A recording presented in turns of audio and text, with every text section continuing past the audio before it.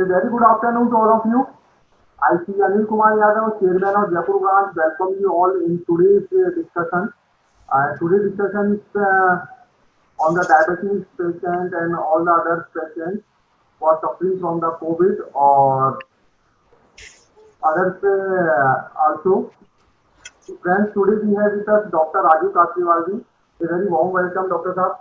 नमस्ते नमस्ते डॉक्टर्स नहीं कहेंगे, कोरोना वॉरियर्स कहेंगे, जिस तरह से आप लोग पिछले 6 महीने से लड़ रहे हैं, पिछले 6 महीने से सब काम छोड़ के हम लोगों को जो टाइम दे रहे हैं, पूरे पब्लिक को जो टाइम दे रहे हैं, उसके लिए हमारे पास वर्क तो नहीं है, पर एक फीलिंग से हमारे पास में कि कहते हैं कि भगवान मंदिर के अंदर है, भगवान यहाँ है, पर ये 6-7 महीने में जो डॉक्टर्स और पुलिस ने जो पब्लिक के लिए जो चीज दिखाई है, वो वास्तव में हमें लगा है कि भगवान वास्तव के अंदर किसी न किसी रूप के अंदर यहाँ मौजूद है।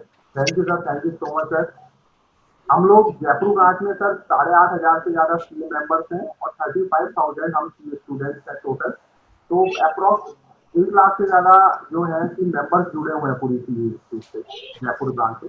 तो हम लोग ये प्रोग्राम कर रहे हैं कि ये अगर कोविड में किसी को प्रॉब्लम आ रही है, कोई किसी से रिलेटेड इशू है, तो हम ये वीडियो सबके साथ शेयर कर रहे हैं कि अगर किसी को प्रॉब्लम आती है तो किस तरीके से वो उसको सॉर्ट आउट उससे कर सकता है। और मैं आपको बताना चाहूँगा, हमारे साथ निशान भी है जो कि अभी होम क्वारंटाइन में है। तो वी आर ट्राइंग कि हम ऐसे योद्धाओं से, जो ये भी वॉरियर हैं, अभी ये भी योद्धा की तरह डटे हुए हैं कोविड के साथ में, तो हम ऐसे पॉजिटिव लोगों के साथ मिलना, लोगों को इंट्रोड्यूस कराना चाह रहे हैं जो पॉजिटिव रहें। क्योंकि बात हमें ऐसा क्या लग रहा है कि अभी जो माहौल है थोड़ा नेगेटिव सा हो गया है, लोग थोड़ा डरते रहे। तो हम ऐसे निशान जी जैसे लोगों के थ्रू लोगों को बताना चाहेंगे आपको डरना नहीं है, जब तक रोग ना हो जब तक तो डरना है, पर बीमारी हो जाए तब डरना नहीं है, तब तो हमें डर के मुकाबला करना है पूरा खुद। तो निशान जी जो सवाल होंगे जो लोगों को आगे वो करें, तो मैं आप रिक्वेस्ट करूंगा निशान जी से कि निशान जी आगे सेक्शन आप कोऑर्डिनेट करें। Thank you sir. Thank you, sir. Thank you. I welcome Dr. Rajiv on behalf of Jaipur branch of C Institute. Sir, जैसा कि अपने को पता है कि कोरोना काल में जो अपने डायबिटीज पेशेंट्स हैं उनके लिए कुछ ज्यादा ही रिस्क है, तो इसके लिए आपसे कुछ सवाल हैं जो कि हमारे मेंबर्स और बाकी लोगों के लिए फायदेमंद होंगे। तो सबसे पहला सवाल मैं यही जानना चाह रहा था कि कोरोना काल में डायबिटीज पेशेंट्स को ऐसा क्या एक्स्ट्रा केयर करनी चाहिए जिससे कि उनको ना हो, या अगर हो तो वो उसे बच सकें। Thank you, Nishant ji, for an ICI Jaipur branch for inviting me on this occasion, and sharing our thoughts and what can we do as a person and as a society, not only as a branch, as a society also, how can we contribute about in fighting this illness. So as already sir has called doctors as a warriors, but I think right now every one of us has to be a warrior, because what we are doing is actually like fighting a war. This is a war like situation where everyone's contribution is going to be important.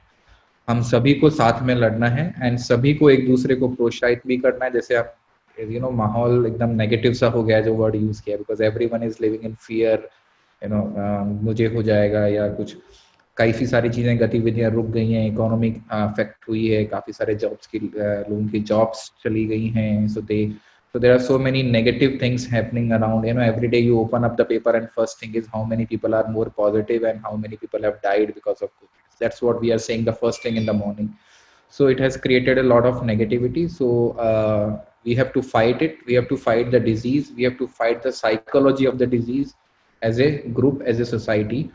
So now coming to your question per se, what extra precautions in a diabetic patient should take? I think before coming to that, there are two relevant points which I want to share with you, because these are the common questions. As I'm an endocrinologist and I deal with diabetic patients, they always ask me, first thing, is corona or COVID is more common in diabetic or not? That's the first thing. क्या हमको होने के chances ज्यादा हैं बजाय normal population के? I think चीजें यहाँ से शुरू होती हैं।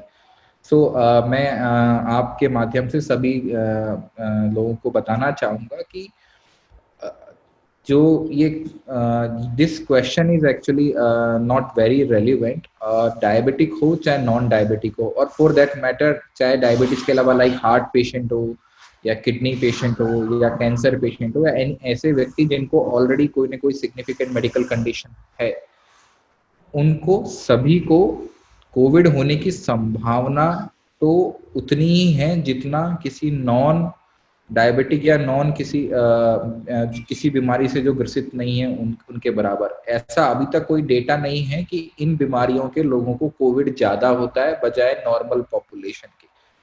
हाँ, दूसरा जो इम्पोर्टेंट रेलिवेंट क्वेश्चन आता है कि क्या इन लोगों को होने वाला कोविड नॉर्मल लोगों से ज्यादा सीरियस होता है या नहीं।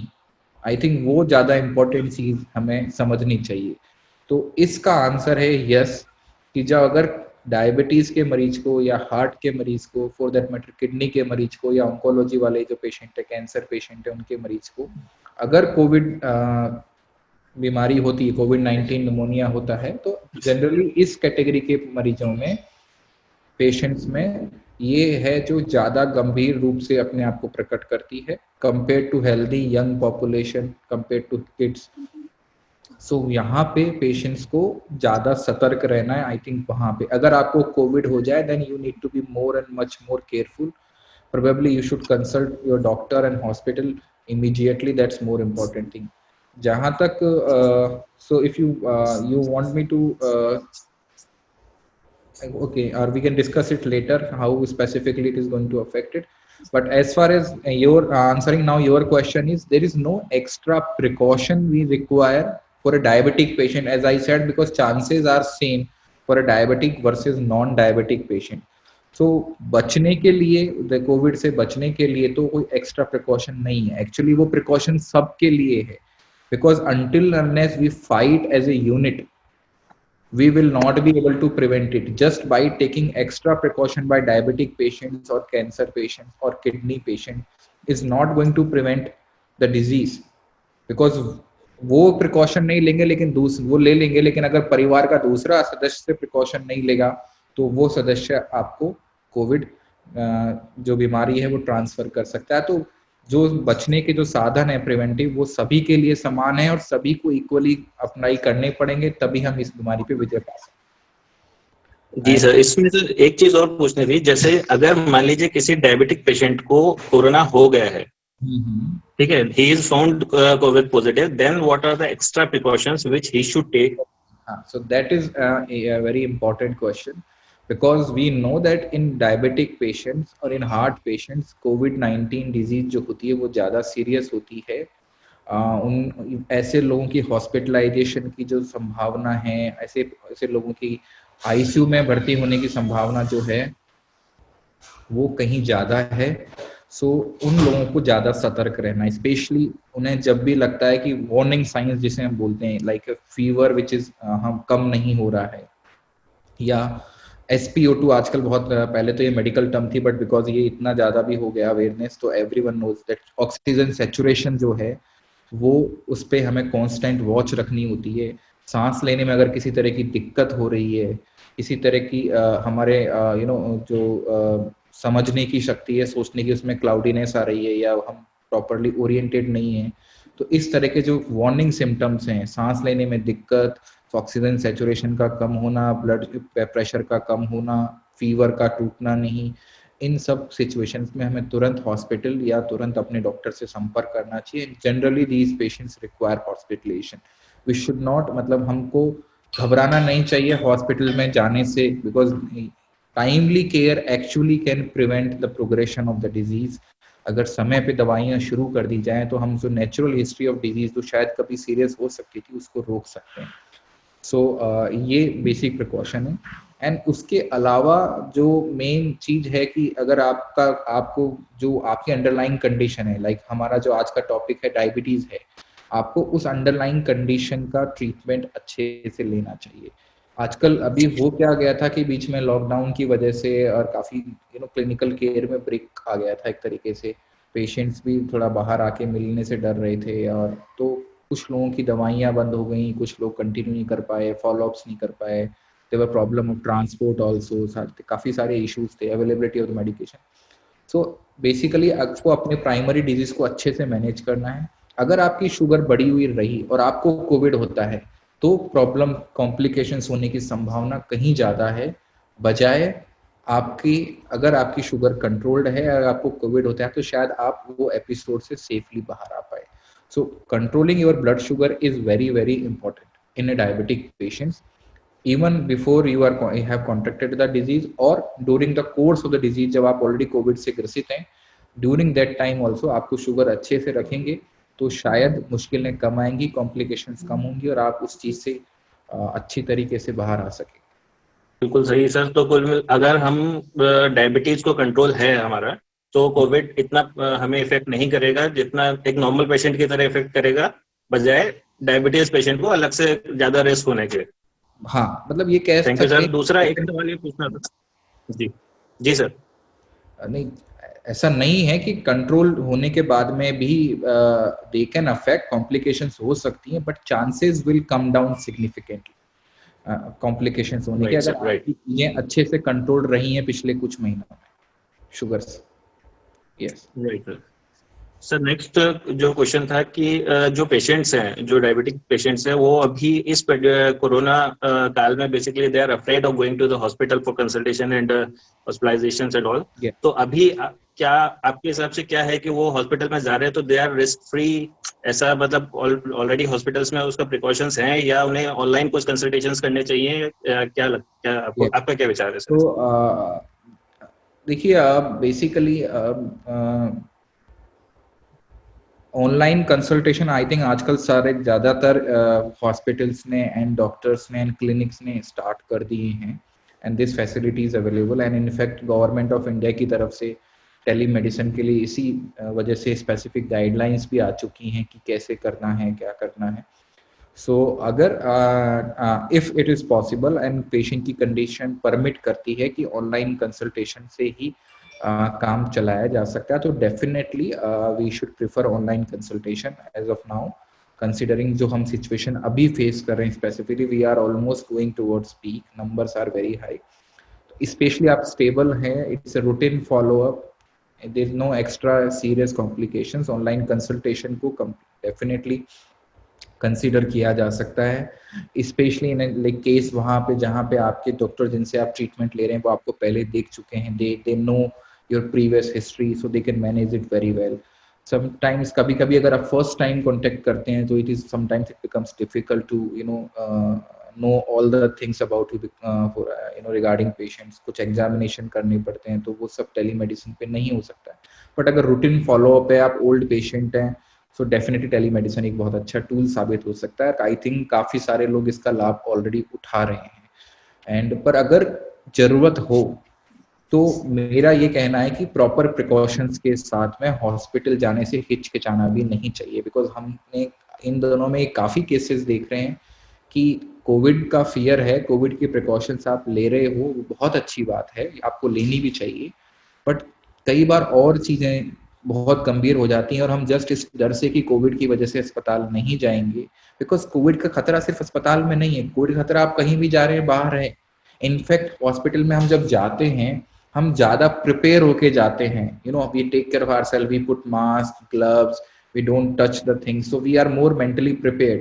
And when we go to outside markets or other things, in fact actually we become more relaxed thinking that we are in among the healthy people, but actually the transmission is happening not only in hospital, outside. What number we are seeing, they are not coming from hospital, they are coming from general population. So ऐसा नहीं है hospital जाने से chances बढ़ जाते हैं बजाय बाहर रहने के हॉस्पिटल के.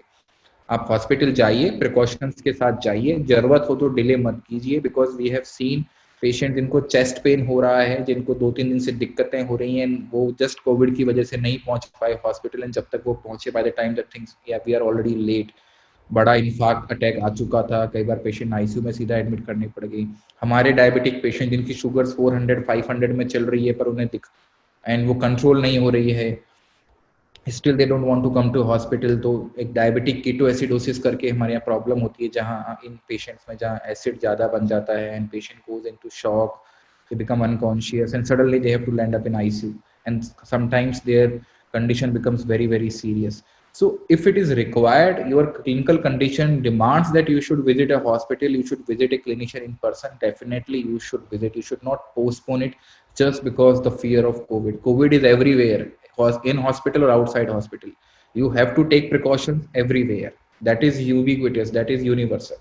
I think there is no extra something attached with the hospital. So अगर काम चलता है तो ऑनलाइन कंसल्टेशन से करिए, अगर नहीं हो रहा है, चीजें मैनेज नहीं हो पा रही हैं, तो डेफिनेटली हॉस्पिटल विजिट को डिले भी मत कीजिए, which may ultimately actually give you more trouble than the COVID. Yeah. Sir एक क्वेश्चन जो एक नॉर्मली सबके दिमाग में आता है कि जो डायबिटीज है वो हेरिडिटरी इफेक्ट बहुत ज्यादा होता है. Yes. तो उसको अवॉइड करने के लिए हम क्या कर सकते हैं कि अगर मेरे पेरेंट्स को है तो मुझे ना हो, या मेरे नेक्स्ट जनरेशन को ना हो. So sir, diabetes is actually a complex situation. Diabetes results from both genetic influence, what we call as hereditary, and plus environmental influence. What it means is lifestyle related things. So इन दोनों का combination decide करता है कि हमें diabetes होगा या नहीं होगा. So अगर हम दोनों components में से at least एक, because we cannot change our genetics, we cannot change our family history, that is not in our hands. So what we call as non-modifiable factor. हम किस परिवार में जन्म लेंगे, that we cannot decide. So what we can decide about is modifiable thing, which is lifestyle. How do we live our life?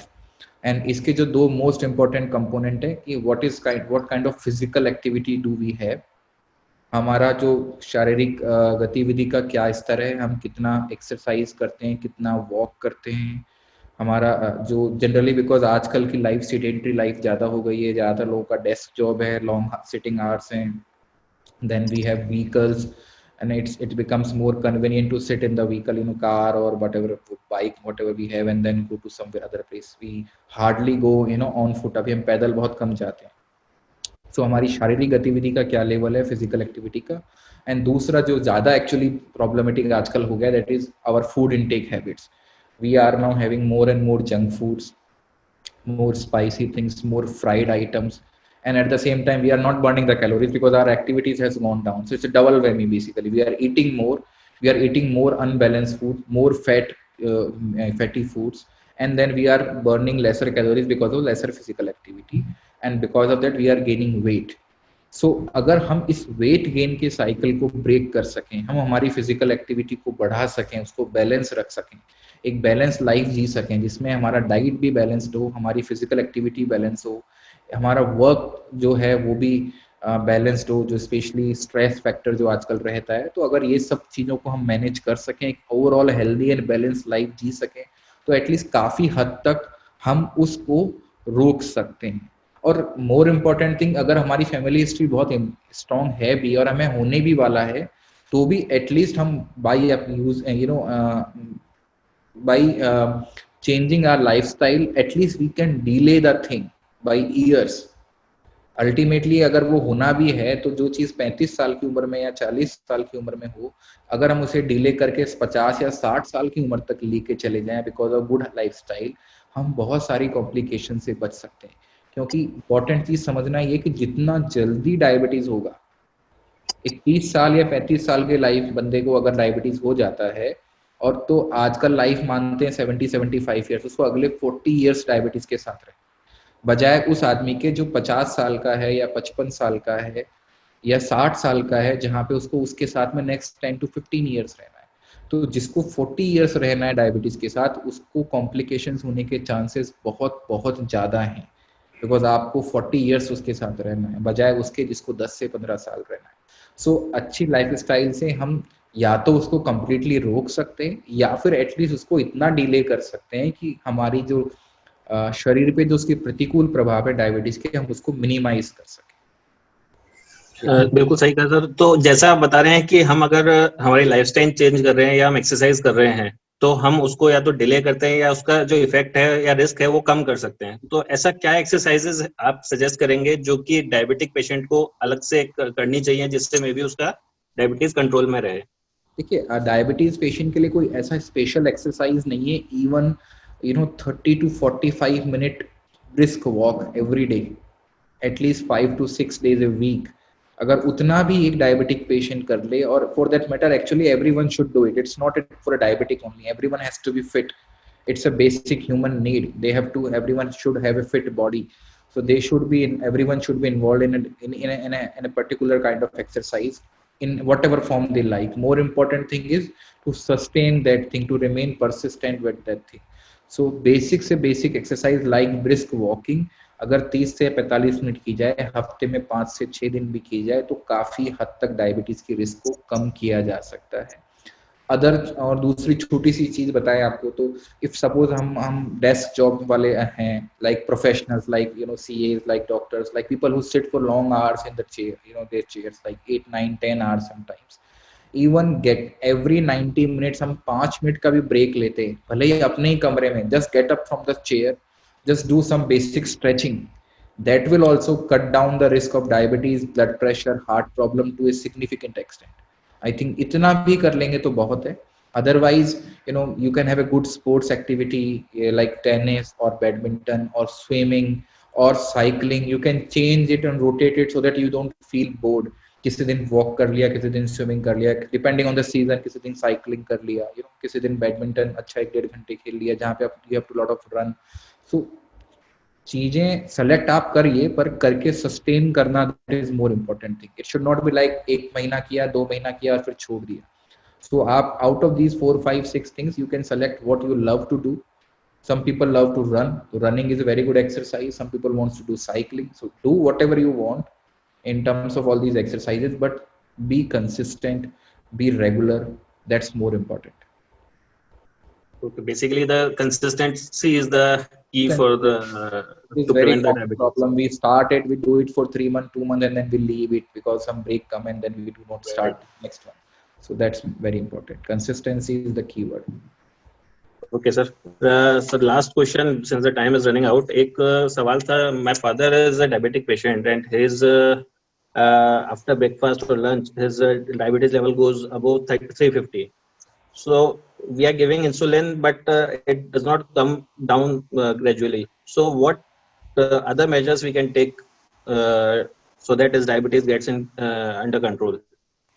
So his post breakfast sugars goes up, right? Yes. And fasting and other post lunch and post dinner sugars comes normal. Yes. So क्योंकि आपने ये सवाल उठाया है, it's very difficult to answer just like this because I need to know the past history, how long he is diabetic, what medication he has tried in the past, how frequently he is taking insulin, what doses he is taking insulin. So that's one thing. So इस situation, मतलब to use this question, let me so we need to do some routine checkups in diabetic patients. That is what is the basic question is, what is your last HbA1c? I think this term probably now, because awareness is good, so every diabetic patient knows. So we are just mostly concerned with HbA1c. So what is the HbA1c? That's the most important question. That will decide what kind of control you have, your father have, or any diabetic patients have.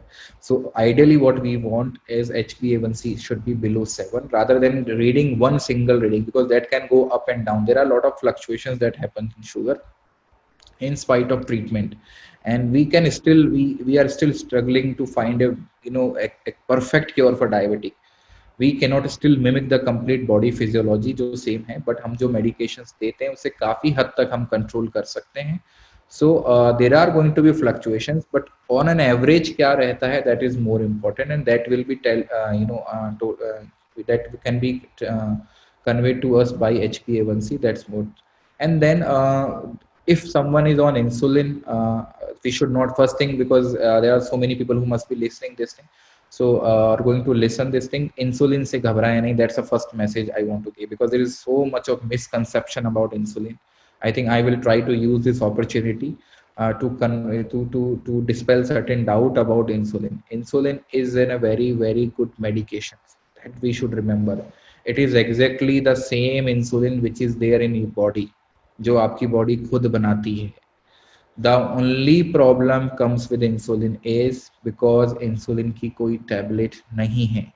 Because insulin को हम injectable तरीके से ही safely दे पाते हैं. Otherwise हम oral insulin देने का try किया तब शुरू में, तो it get destroyed in our digestive tract. हमारे पेट में वो नष्ट हो जाता है, इसलिए वो बॉडी में पहुंच नहीं पाता है. तो हमारे पास मजबूरी है कि इंसुलिन को पेन की तरह यूज करना पड़ता है.